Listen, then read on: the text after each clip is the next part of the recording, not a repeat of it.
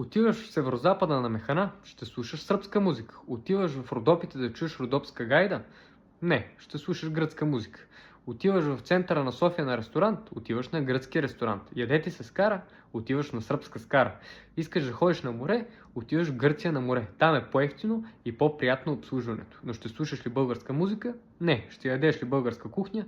Не. Отиваш в Сърбия на почивка. Нито българска кухня, нито българска музика. Ще кажете вие, виновни са управляващите, че допускат това да се случва в България. На всеки ъгъл, гръцкия ресторант, сръбска скара, сръбска музика, гръцка музика.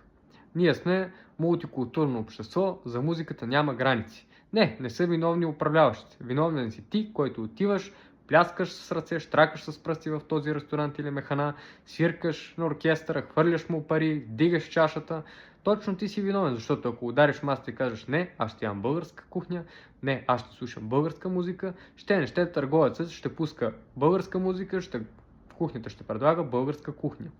И когато кажете, че са виновни управляващите, не забравяйте, че ние сме ги пратили там.